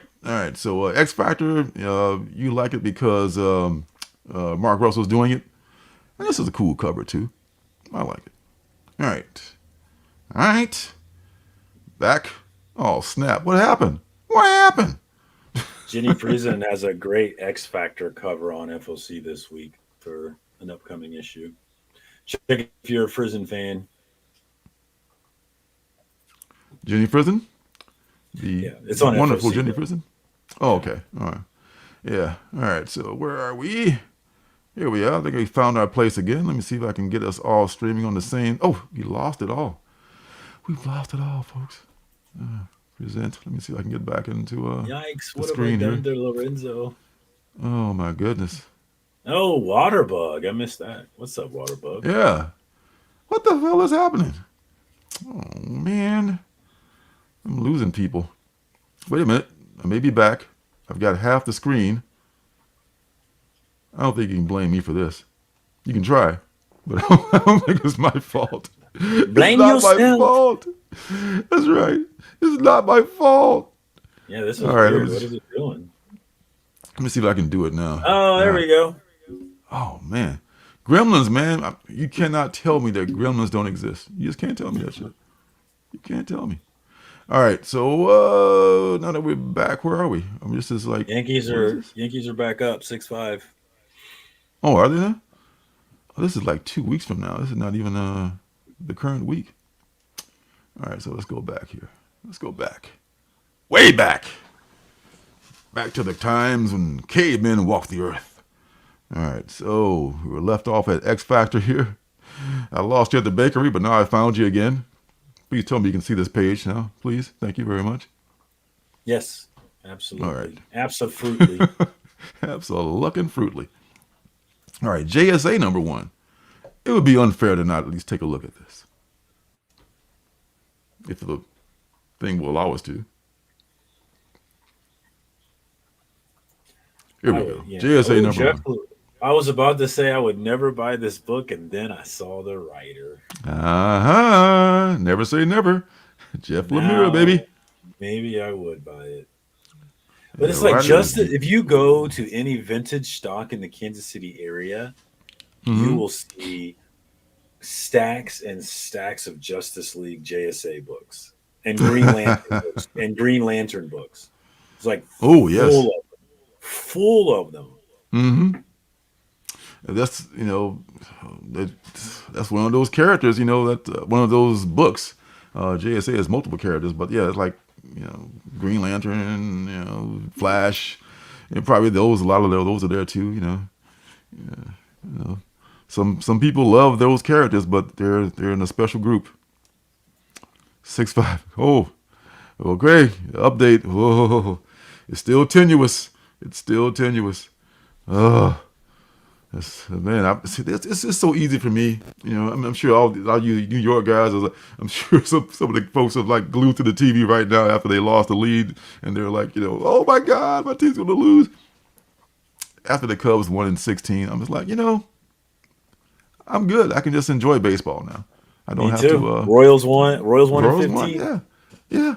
So it's great to just be to enjoy the sport and not have to worry about like, oh my God, they're gonna lose. Can't live. You'll just live and die with them. This is Jeff Lemire. Yeah. Jeff Lemire drew this. Yeah, he does art as well. That doesn't quite look like his art though. That's what I'm saying. I mean, you look at this and you look at any minor arcana cover, like you couldn't tell it was the same person. When I think of his art, I think of Fireflies. I think of Maze Book. Like very distinctive. This doesn't look. I don't believe. I guess this is Jeff Lemire. Look like his signature down at the bottom there. So man, now that I'm getting a closer look at it, it does look like him. It's just the colorist is different. Shows you how a colorist can make or break a thing. Yeah. I bet he colors his own work normally. It looks like he does like watercolor washes to color most of his work. Otherwise, like on the Minor Arcana and Sweet Tooth and stuff like that. Okay, all right. Well, Jeff Lemire is writing it, and he's doing a couple of covers for it. Good luck with that, my friend. I think I'm gonna have to pass still. Yeah. Really? Tempting. Yeah, I'll have to pass. I might. It's a game time decision, but I might pick one up at the shop. I'm sure they'll probably have one there. One of the shops will have a number 1 there because they usually carry a number 1. Yeah, I'll pick it up just for the heck of it. Spider-Man Black Suit and Blood? No. Absolutely hell no. The Sacrificers, number 12? Yes. You should be reading the Sacrificers, number 12. I mean, the series, because it could be the last one. Let's take a quick look at this, see if it's the last one. If they'll allow it. All right. The blockbuster hit series returns with the first issue of the biggest chapter yet. So it's ongoing? Huh. Pigeon's quest for revenge escalates with terrible ramifications. Oh, okay. Yeah, so it looks like, what's number 10, 11? Yeah, 12, 13, and 14 are also solicited. So, man, this ain't going nowhere. I thought it was a 12-issue limited series. It's so good, though. You read some of this, haven't you? No, I haven't, actually. No? Although I reorganized my books the past couple of days, and I realized that I have issues 1 and 2. I don't remember buying them, but I do have them. You should read number 1. You should read 1 and 2. You should read that, and that would determine whether you would be interested in picking up a trade and following it. I recommend this book highly, man. It's another one of Remender's best. Yeah, I bought it because of Remender. That's what I remember now. Yeah, I would recommend that just because of not just because of Remender, but that definitely makes it worth it. Oh, man, Babito, we got Willie Survive in the house as well. Say it ain't so. It's Willie here too. What's happening? Running late, brother. It's always good to see you no matter when you show up, my friend, because, whenever you show up, that's when the party begins. Willie, you are the man. Willie, don't do it, man. Not with that money. I'm going to have to watch. You should. Oh, I saw it so many times when I was a kid. It's back in the day. It would come on, the TV before there was a VCR, before VCRs existed. And I would always watch A Raisin in the Sun because there weren't that many black movies back in the day. I know this is maybe a surprise, but I grew up in the 60s. Weren't that many black movies? What's a VCR? Exactly. I had to learn what it was first and then move on from them. That's how it happened. So, yes, right, Slater. What a VCR is, they'll have no idea. Oh, they wouldn't fucking know. I saw it on social media somewhere, but someone was going through and they were asking kids about all these things, and I was like, wow, I guess they wouldn't know what that is. Like, it was like, wow, I guess they would have no idea. I'm old. Real to real. I'm old. Yeah, right. Show at the theater. I'll tell you, it's like every time I remember how old I am, it's a shock. Does that ever stop? Yeah, I know, man. Does it ever stop? I mean, are you shocked every time you remember how old you are? Sometimes, sometimes I feel like a vampire. Every time I'm like, I've lived many lives. How am I this old? I don't understand. Yeah, I know. I mean, and what shocks me more, not that I'm so old, I'm thankful for every minute of life that I'm given. It shocks me how little the young people know anything about anything that's not in this current zeitgeist. And if it's not just like happening right damn now, they have no fucking shit that happened 10 years ago, for God's sakes. 10, 20 years ago was like an eternity. So man, they would VCR. What is that? Is that stream? That's another streaming service or something, Yes. I don't only have to watch it on a reel to reel, I have to watch it by candlelight. So there you go. It was like one of those deals. Right before you went to the outhouse. Yeah. That's right. And I have to walk 12 miles to school both ways. All the cliches. Uphill both ways. Somehow. Spire Society number 4, no stanky. Public Domain number 10, probably the end of that arc on that one. Very good. What else we got here coming up down the road here? Kid Venom number 3, My Adventures with Superman kids book. That's cute. Cruel Universe number 4. Kill All Immortals. What else am I looking at here? What else am I keeping an eye on? Christopher Chaos still going. Still going. No one's talking about that book that I know. Yes. A new question for the chat is anyone reading Christopher Chaos? Oh, okay. Well, here's one that could have been a penultimate book, actually. Is One for Sorrow, One for Tomorrow. And this is Jamie McKelvey, who is back, apparently. His first creator-owned solo project in over a decade. Oh, wow. Jimmy McKelvey, maybe that's how you pronounce it, I'm not sure. London, 1900. The capital hums with the energy of the new era, but something darker lurks beneath the surface. A monstrous figure stalks the city's criminal underworld at night, leaving a trail of bloody corpses in its wake. Rumors about the mysterious killer spreads like wildfire. It's a demon, a phantom, an angel of vengeance. Nothing can kill it. Nothing can stop it. And once it picks a new target, well, it better have a coffin picked out because he's already dead. Okay. Sold. All right.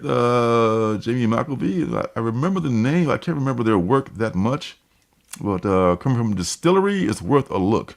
It's got some pretty cool covers. There's another cover by him. Ooh, Seance. We got Annie Wu, black and white version. Annie Wu does some good stuff.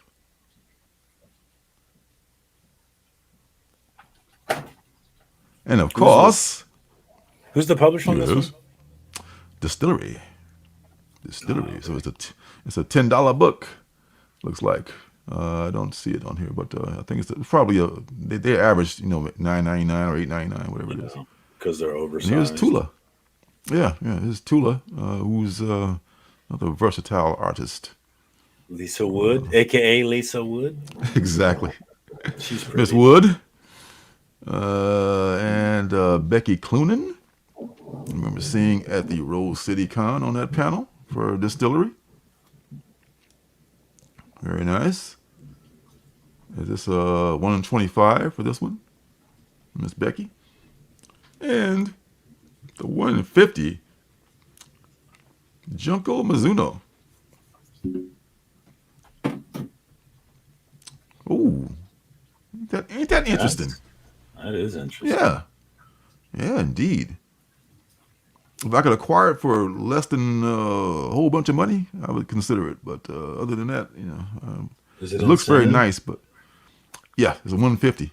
That's the 1 in 50. Okay. Yeah, so if it was an open order, I would totally get it. But it looks great. Different style. Like I love tattoo different artist style.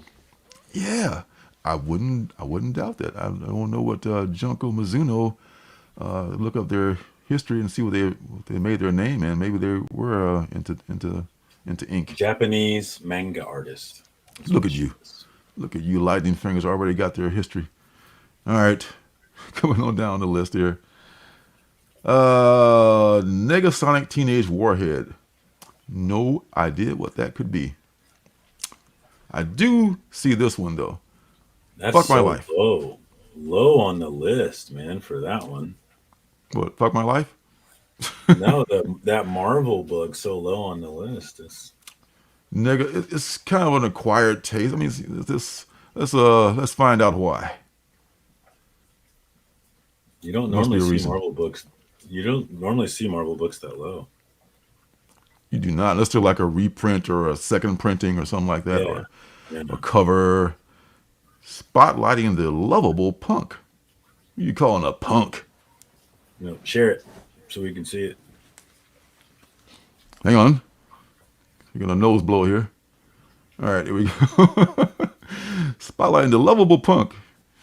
Punk is a word that's very, very culture centric. You call certain people a punk, you're just like, yeah, it means I rebel, baby. I'm against society. Call somebody else a punk, like those are fighting words. Like you call it a punk, you know what I mean? It depends on who you call a punk. I think this is the good connotation for punk right here, if there's such a thing. Ellie Femster is under arrest when the TVA is involved. The Time Variance Authority accuses Negasonic Teenager Warhead. First of all, you're assuming that we know what the hell that is. I mean, I don't. Of a crime she has yet to commit. I guess she's a person. She'll have to go on the run to stop herself before the TVA does. Okay. Did I answer your question, sir? Why it's so low on the list? If anybody excited about it, any comments about it? She has to find her future girlfriend who she's never met and kiss her to save the multiverse. Like, what? Okay. Now, here's a person down here saying that, damn, I got excited for this at first glance, but then I saw it's just a printing of Marvel Unlimited comics. Ugh. What does that mean? You got me by the ears. I don't know. I guess Marvel Unlimited is like is that the youth, one of their young adult brands? I'm not sure. Or is it maybe it's Maybe it was digital and they're going physical now with it. That could be. Like maybe they tried it out digitally and now they're trying to get some. They're printing it out. Just reprinting. There it says it's collecting the hit web series, Marvel's Voice Infinity Comics. Yeah, so it is. It was a web book, and they're releasing it in physical media. That's why it's so low. So Bobby, you saying she was in the Deadpool movie? Yeah, and the second one and the third one, but not the Wolverine Deadpool movie.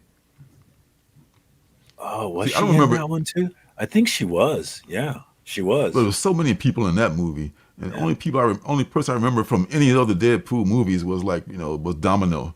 That's because Zazie Beetz played her. He's one of my favorite actors. Domino was not in the last one and I was very disappointed because that woman Me too. is so fine. She is. Well, Zazie fine. They probably couldn't, Zazie probably didn't even want to do it, or she had other shit going on, or somebody didn't have enough sense to put her in there because she really played that role well. She really played off of Wade very well. I thought she did. Have you ever watched her in Atlanta with Donald Glover, Childish Gambino? Dude, Atlanta is one of the best TV series of all time. I mean, I haven't finished it yet. Only reason I haven't finished it is because I don't want to say goodbye to it. Me got too. 4 episodes left. That's exactly why I haven't finished it yet. I don't want it to be over. Yep. There's 4 episodes left. That's been out for 2 years now, or whatever. I've been just watching it. I'm just, and when I watched the last one, that's going to be it. And that's the biggest thing that I've loved that he's done. I mean, he was in, what's the show, Community? I mean, he was great in that too. But this is the best thing I've loved by him that he's done. I just, it's just such a great show. Oh my God. I kind of I don't know if I would call them similar, but that makes me think of another show on HBO, Insecure. Did you ever watch Insecure with Issa? I wanted to watch Insecure, but I got the vibe. I could be wrong. Maybe I'll just watch it, and I never watched an episode, so I could be completely wrong. I felt like it was just like the black version of Girls. And I didn't like Girls. I mean, it's not like, it's just not from my generation. It's like stuff that I wouldn't get. And wasn't made for me, That might be true. I've never seen Girls, but that might be true though. Yeah. Yeah. So I may give it a shot just to look at it because I've watched. You ever see the Black Lady Comedy Show? The Black Lady Comedy Show. No. I think she's a producer on that. Issa Rae is a producer on that. That is some funny shit. If you ever get it's on. Issa fine as hell too. Yeah, you like that? Check out the Black Lady Comedy Show. It's just this crazy half-hour show that nobody's ever heard of, but it's on Hulu. So there it is. There you have it. All right, back to this thing here that we call "Fuck My Life." All right, let's take a look at. Yeah, Phil says he's on. Phil Treehouse says he's on this one. Phil, are you? Nothing like. Okay. And Lisa says it's nothing like Girls. Okay, it's good to know because I just I wasn't. I just figured that wasn't just for me, and I figured this was another attempt at a different audience. But I'll give it a shot. Thank you, Lisa. I appreciate. I've never seen Girls, so I couldn't answer that. But I love Insecure. I really do. I love Issa. I want to marry her. Okay, I choose between her and Zazie Beetz. Which one is it, huh? Which one is it? That's hard, but I think I gotta choose Issa. Yeah. Funny thing too, Zazie Beetz, her real name, not a made-up name. Zazie Marie Beetz that's one of the coolest real names I've ever fucking heard. That is so cool. That's awesome. Nice. Yeah. So back to Fuck My Life. FML, folks. I've already, like Phil, I've already pre-ordered this, and. What now? Jesus Christ. I'm laughing at Janet. Thank you. See, Sleepy understands me. Thank you, Sleepy. I do deserve that. Oh, gosh. I have never agreed with anything more in my life. Now let's just convince my wife. And yes, Phil, Adam Driver did come from Girls. Yeah, that's. I don't know if that was his. It may have been his big thing, but maybe he did something before that. But yeah, Girls. Yeah, I remember. With that, no, I never watched that show, but I know. What yeah, I mean, I watched one episode. Like, whoa, this is absolutely not for me. The chick the star of that show, I'm not really a fan of her comedy. No one is. I mean, I could be wrong. I get the feeling that woman who I don't remember her name even. I feel like she's just like one of those people who knows somebody who got a career and got a shot, and they gave her a show and they got a vehicle, and I just like I said, not my generation, so I just didn't get it. But, Janet opening some crucial doors here. What's up, Lorenzo? You live my dream. Live my dream, Lorenzo. Let's go. All she's saying is that I know.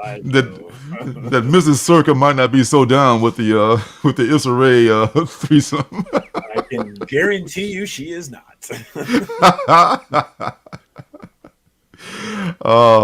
Even though as Lena Dunham, what happened to her? Lena Dunham. I hope she disappeared off the face of the earth, and yet no one misses her. Because I thought she'd never go away. Oh yes, yeah. Even though Issa does have that fantastic jawline, which someone mentioned, I can't find it right now, but yes, she fine, dog. She fine as well. Issa has a great jawline. Yeah, it's kind of like Issa. Who was it? Yes. Issa has a fantastic jawline. It's like the woman who played Barbie, whose name escapes me right now. She has a great jawline as well. She has a beauty mark, a beauty mole, and I really a booty mark. Yeah, she does have a beauty mark. What are we building? Harems now. Yes, I know, right? I know. What's happening? The art and times of Jay Ryan. Only in my dreams. As real as it may seem. It was only in my dreams. Yes. That 90s hit could totally. Who sings it? Can you name who sings it? I can, of course. Debbie Gibson. Nice. Very nice. Yes. Like ding. Searching for the card and it comes up. No hesitation whatsoever. Very nice. Thank you. Riley is a teen that sketches out his heavy metal future with a ballpoint pen between monster movies and band and practice. But musical stardom needs to compete with high school, the temper of a former riot girl mother, the morbid obsessions of a goth sister, and the eccentricities of bandmates that threaten to drive him and everyone around him insane. In the membrane. The balance gets harder after a ritual during a party in Portland's Forest Park, causing him to wake up one day to discover that the creatures, witchcraft, and metal world he's obsessed with may be a bit closer to home than he preferred. Okay. Brand new creator-owned series from the team that brought you Captain Marvel. Very much not Captain Marvel. It's Kelly Sue DeConnick is writing this. I believe that is the wife of who's the guy that wrote Sex Criminals, Matt Fraction, and artist is David Lopez. This looks good. And later, a letter by Clayton Cowles, who is a dead ringer for Jack Nicholson. Here's Johnny. Yeah. All right. Kelly Sue DeConnick. Yeah, I'm totally getting this, man. I've already ordered it, but yeah, I love this. Love this, just this concept, and this coverage is pretty crazy. This is pretty crazy cover here. I'm gonna give this one a maybe, a strong maybe. Yeah, this was very close, very close to being the penultimate book. I have to tell you, not gonna even lie. Yeah, it's raining here too, Bobby. I'm sure I'm not that far from you. You're just north of me. It's a rainy night in Georgia. Oh, it's like it's raining all over the world, y'all. All right, where the hell were we? We were lost up here. Okay, here we go. Nope, we were further up. Fuck My Life, A Nancy Boys. A Nancy Boys, I would probably be reading that too, but it was just a numbers thing. I couldn't keep up with that. Barfly, I hear is very good. which I'm sub to. I haven't caught up with it yet because I'm behind on all the minor threat stuff. Duck and Cover. I like number 2 of Duck and Cover. I did a review of it. It's kind of an absurd. Some people say like the stupidest concept they've ever heard, that you had to duck under the desk and they would save you from a nuclear disaster. Yeah, I was willing to roll with that. Number 6 is due to come out. Maybe it might make it out. I know how delays are on these books. Little Batman, isn't that? Ain't that cute? Little Batman, month 1. Okay, that's something another for the kids. one. Don't often see a DC book that low. It's a kid's book, probably. Yeah. Yeah, it's it's they was throwing it out there. Not many kids reading comics now. Grown ass men like you and me. So that's what that's about. It's a problem. When I was collecting in the 90s, I was a kid with a bunch of other kids, right? When I go to the shop now, I get really excited if I see someone young in there. Like, you need any help, kid? Can I buy you anything? It's like, we got to get these young people in the game. I 100% blame video games for that. 100%. I mean, the lack of advertising, as folks say on here, that's to blame as well. But video games are just so enticing. They're advertised all the time. They're so immersive. Why could I just read a book when I can be in the world? You got these more reality-based things, these virtual reality-based things, that are coming out. I blame the freaking video games. It's more than just video games. It's everything. It's social media. It's streaming services. Kids have so many more options than they had when I was a kid, right? When I was a kid, you could turn on the TV and watch some cable, or maybe play some games. But now you can watch whatever you want at any time you want for as long as you want. Streaming services and things. So there's just so many more distractions for kids now. And that's another great point Bobby makes, which is got to have a lot of money to buy comics too. Well, you got to have a lot of money to play video games too, but you only have to pay once. Yeah. Once you buy the console and you buy the game, and the rest of it is just like playing online with your friends. So I guess it takes a big investment, but the comics take an ongoing investment. So yeah, that's a good point too. Yeah, there's a lot of $5 a book is a lot for a kid to pay unless you're a wealthy kid. Oh, video games are so. Oh man, thank you, man. It's just, I think that's the biggest thing, because adults are into that shit too. I'm not calling it shit because it's bad, but just like it's just, it's just so consuming. It's how can you compete with that? Really, how can you? All right, you don't even have to really play it. I guess so. Not only that, people are just like spectating is the thing. Watching other people play video games. I can't imagine that. That to me is just crazy, but it's a thing. It's like, because professional video games are a thing. Professional video game players are a thing. And that just makes my VCR owning mind just be blown. I can't get with that. What you talking about? That's crazy. All right.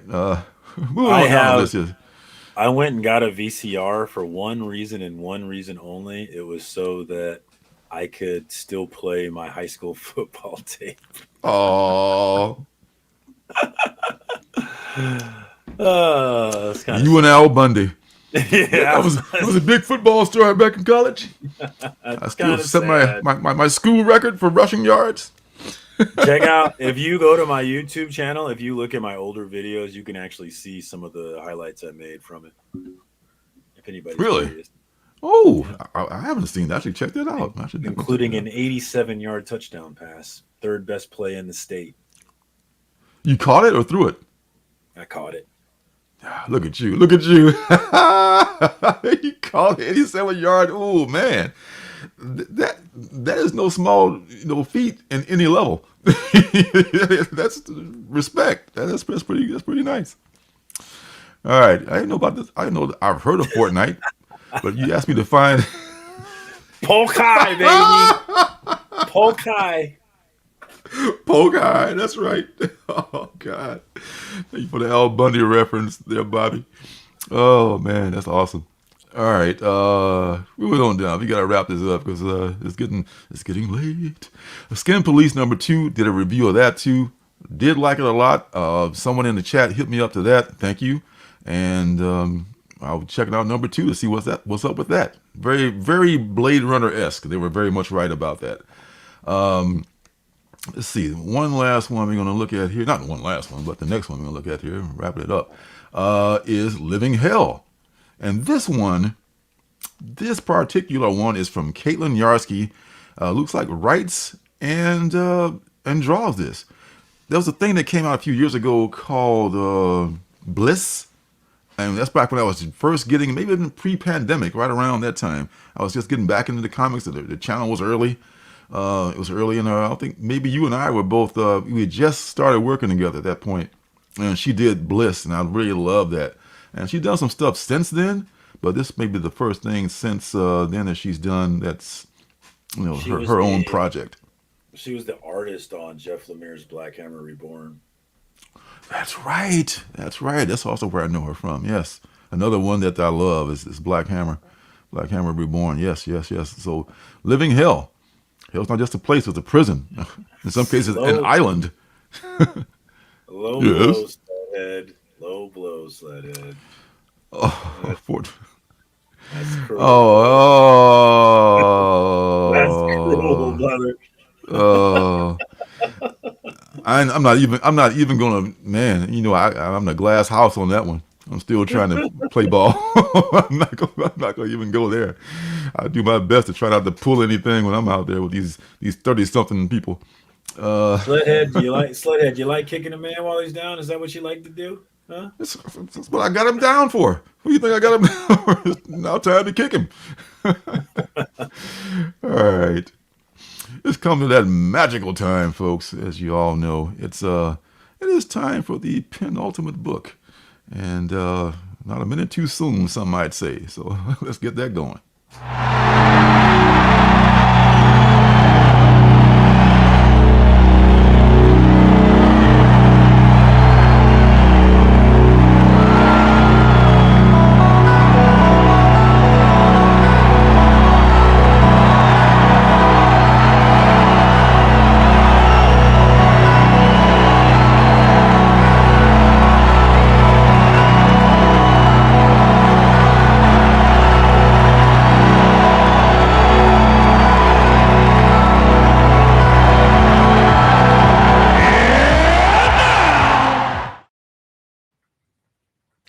Time for the penultimate book. You know what that means? That I've lost the feed. All right, so let's get back to it. All right, let's share this thing again. The gremlins are working overtime on me tonight, man. I don't know what's happening.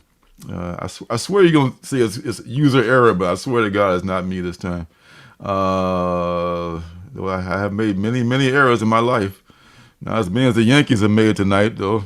Shout out. But I've made many errors when it comes to this screen. So, all right, now let's get to the actual penultimate book and share the screen so we can get these gremlins out of here. That book tonight, folks, is called The Fade. This is what Michael Jordan used to do back when he was taking people to school when he was playing ball. If you're not up on that. So another Bulls reference. All right, so here is the what do you call the trailer for The Fade, which thankfully they made one. If I can get it to come up here. Oh, here we go. A little patience, please. And here we are.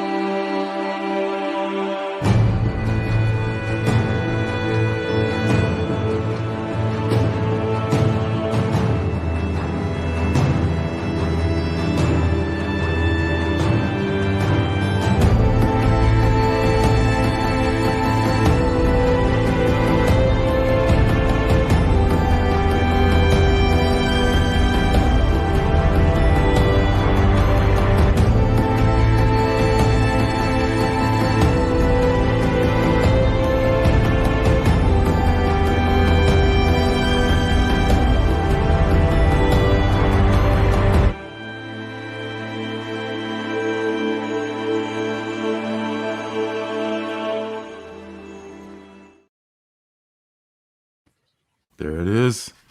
All right, let's see what this is about. Wonder what it's all about. let's take a look and see. I can find it. Oh, here we go. Web series star Abrea Laingar. Okay, let's go with that.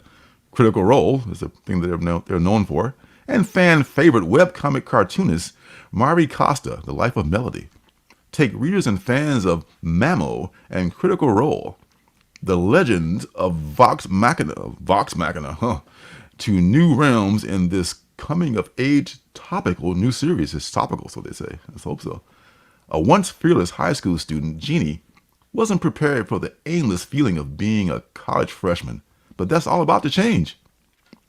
Mirror myths take on new life in the modern age as countless people claim to have passed into the fade in their dreams via a viral internet sensation. But what awaits Jeannie Warner and her best friend Arno on the other side? Royal adventures, ancient prophecies, or something more dangerous? I'm hoping it's the latter. It's not going to affect me at all. Well, yeah, this is this looks like intriguing, and it's from who's this from? It's from Boom. So man, that's one of those publishers that I trust their judgment when it comes to putting out stuff. So I don't think this is an all ages book. I don't think it is, but Mari Costa is the cover artist and also the interior artist here. This looks good. This looks good to me, and especially this Stephanie Hahn's just B cover variant. I'm just loving this a whole lot. Oh, that's nice. It's very, very cool. Stephanie Hahn does some great work too. The chick has pointy ears. I mean, she's probably some kind of an elfin character or something. So this could be good. This could be good, I'm thinking. And it's from Boom Studios. So there you go. There's your penultimate book, folks. And that's what's up, as the kids say. All right. Because if anyone has their finger on the pulse of what the kids say, that would be me. All right. Coming on down the line. No lies detected. Oh, Mirka Andolfo Sweet Paprika goes on with Open for Business. One of the coolest people in the comic book industry is Mirka Andolfo, who was drawing her ass off at the Rose City Comic Con live in front of us and making masterpieces in 15 minutes. Never forget that. Really? Oh, yeah, yes, man. Evils Comics is a huge fan. Oh, man. He knows his talent. All right. Rome Eternal. I don't know what that's about, but it looks interesting, from Magma. I know you're a big fan of Rome. I am. I did have a long period of time where I was absolutely obsessed with ancient Rome. See, Carlisle Kings, School for Kings. That could be something. I don't know. The Last Wardens, Blood Moon, Starved Rock. Looks like it could be interesting. Oh, Josie and the Pussycats Annual Spectacular. Ooh, that could be something. But we're going to end on those. Another friend of the show, Critical Entertainment. Is looks like here we go. Shout out CE. This is the last book of the night, Planetary Expansion number 4. We've talked about this before, but let's talk about it again because we love these guys, Christopher Rada and Mesa Mendoza and all those folks that work on this stuff. Abandoning their lives being stuck on Earth, 1,000 hand-selected passengers aboard a starship had to repopulate a new habitable planet. In another solar system exists a planet just like Earth, with fresh air, clean water, we don't have that, and sustainable life. They will be brave, they will brave, in fact, the dangers of space and push themselves past the limits to get there. So yes, this is, you guys can find this. I mean, the Critical Entertainment has been killing it with a lot of stuff, man. They have a lot of books that we've loved. They sent samples to me and Marcus, and these folks are awesome. You can find this book in this series, actually. This is the 4th, and this may be the final issue of the series, of this series, Planetary Expansion. Definitely check it out. And they've been toiling away, getting a footprint in this industry. And if you want to see indie comics, you got to support. Absolutely. CriticalEntertainmentLA.com. Contact your LCS. Let them know that you want Critical Entertainment books in your shop. Absolutely, looking fruitly. So yeah, there you go. Yep. So that's gonna do it. That's gonna do it for tonight, and that's all I have to say about that, folks. Yeah, it's how sad is that the fresh air, clean-ish water, and somewhat breathable air is the best we can hope for now. So that's awesome. Can you believe that we are coming up? I mean, it's already almost November, and early next year we'll be hitting our 3rd year. That's right. 3rd anniversary. February 2nd is our 3rd anniversary. That's right. Yeah. I can't believe it, right? That's crazy. I know, man. I mean, so a lot of people count their shows. I mean, like, by a lot of people, I mean everyone else. But I don't count my show. I know everybody does. But I'm just so not into numbers, man. I'm like, I've been doing it for a while, I don't know, 50 years. The numbers got to be pretty astronomical, like 200, 300, right? I mean, because you were going long before I joined. Well, a lot of those were with the reviews, the standalone reviews, but we may have hit. We probably are over 100 for sure with the with the Wednesday shows. Well over 100. Because I've been doing FOC for I don't even remember how long, but I'm at 82, and you started long before I started, so you're way more than 82. You're one of these days, at least 200. One of these days, I'm going to count up all the shows. I'm just going to put like the start numbering. This is Wednesday live stream number 256 or whatever. Review number 199, and probably more than that by now. Because I did those. I used to do 3 a week at one point, and I was like, gotta keep that pace up. But anywho, thanks to everyone who stopped by in the chat. Thanks to folks who are watching on the replay. And what you got going on this week, son?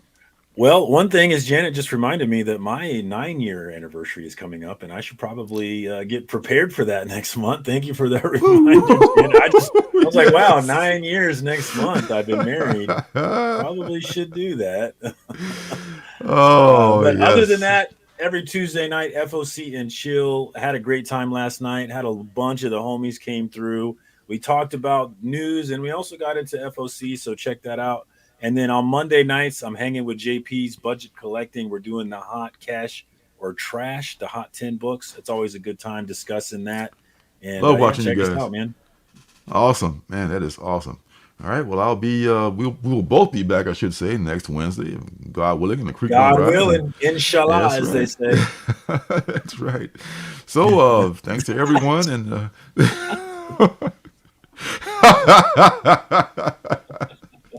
And thank God the missus has no use for comic book shows, because boy, would she be surprised. No, she wouldn't be surprised, actually. Trust me. Trust me. I do not hide myself. I'm not very good at that. Gosh almighty. All right. Thanks a lot, folks. God bless. Be safe. Trick or treat safely, and get out there and vote. Don't care who you vote for. Just get out there and vote, damn it. All right. Until then. Fuck yeah. Coming just in time to say the motherfucking day, yeah. All right, boys and girls. We love you all. Peace and love. Peace and love. See you next week.